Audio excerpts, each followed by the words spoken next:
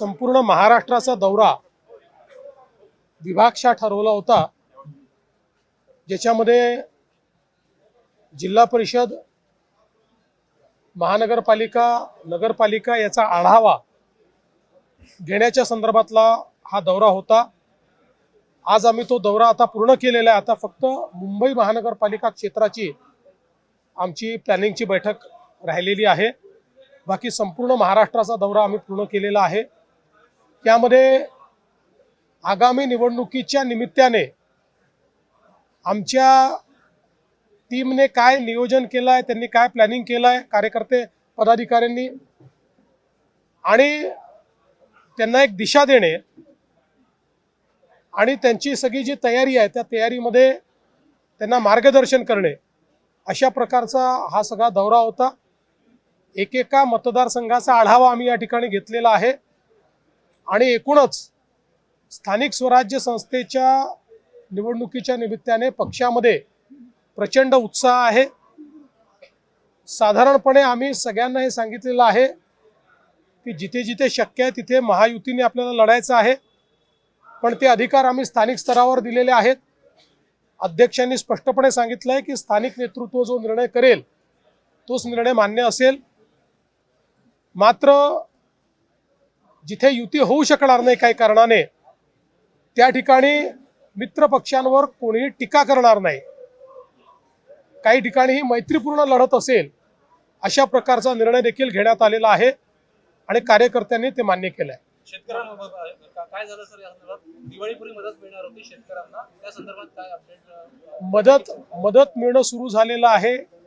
मी जसं सांगितलं होतं की आम्ही बहुतांश मदत ही दिवाळीपूर्वी देऊ इच्छितो, त्याची सुरुवात झालेली आहे, पण याला काही कालावधी लागतो। ते पूर्ण प्रत्येकाच्या खात्यामध्ये पोचायला काही ना काही कालावधी लागतो, त्यामुळे ही मदत देणं सुरू केलेलं आहे। राज ठाकरे महाविकास आघाडीसोबत जातील अशी शक्यता त्या संदर्भात त्यांच्या चर्चा देखील चालू आहे। जर ते गेले तर त्याचा फटका तुम्हाला म्हणजे महायुतीला बसू शकतो काय? बघा, मी तुम्हाला स्पष्ट सांगतो, कोण कोणासोबत जाईल हे आज सांगता येत नाही, पण एवढं निश्चितपणे सांगू शकतो, कोणीही कोणासोबत गेलं तरी महाराष्ट्रामध्ये भाजप आणि महायुती हीच या निवडणुका जिंकणार आहे।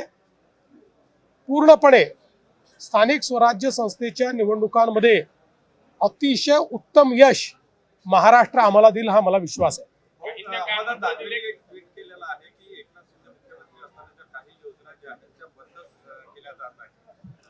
चला, अंबादासजींना किमान शिंदे साहेबांबद्दल एक चांगलं ट्विट करण्याची इच्छा झाली, हे देखील महत्त्वाचं आहे। पण त्यांच्या सहित मी सर्वांना सांगतो, कुठल्याही योजना बंद करण्याचा आमचा विचार नाही। सगळ्या योजना आम्ही चालवणार आहे, कुठलीच योजना आम्ही बंद करणार नाही। एखाद दुसरी योजना ही काही काळाकरता डेफर होऊ शकते, कारण आता जी काही आमच्यावर या संकटामुळे एक मोठा भार पडलेला आहे, पण आता तरी कुठलीच योजना डेफर पण आम्ही केलेली नाही। त्याच्यामुळे मला असं वाटत नाही की कुठली योजना बंद होईल। आणि ज्या आमच्या फ्लॅगशिप योजना आहेत, लाडकी बहिणीची योजना असेल, शेतकऱ्यांना वीज माफीची योजना असेल, यातली कुठलीच योजना आमची बंद होणार नाही।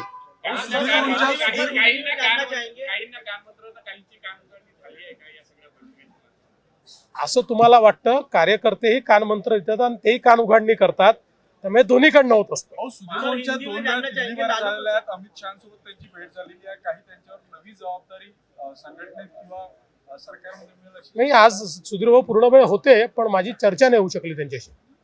हिंदी में जानना चाहेंगे, लालू प्रसाद यादव का परिवार रेल घोटाले में फंस गया, इसके पहले चारा घोटाले में क्या कहेंगे? देखिए, कुल मिलाकर कोर्ट ने आरोप तय किए हैं, ये सारा मामला कोर्ट में चल रहा है।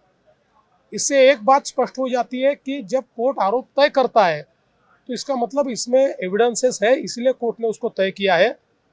बहुत लंबी जद्दोजहद के बाद आज इस मकाम पर यह पहुंचा है, और इससे एक बात स्पष्ट हो जाती है, सार्वजनिक जीवन में अगर हम पारदर्शिता नहीं रखेंगे तो कहीं ना कहीं इसका भुगतान हमको देना पड़ता है, ये से स्पष्ट हुआ है। देश विदेशातील प्रत्येक घडामोडींचे लाईव्ह अपडेट मिळवण्यासाठी आता साम टीव्हीच्या सर्व सोशल मीडिया प्लॅटफॉर्मला लाईक, फॉलो आणि सबस्क्राईब करा. तसंच सर्व नोटिफिकेशनसाठी बेल आयकॉन प्रेस करायला विसरू नका.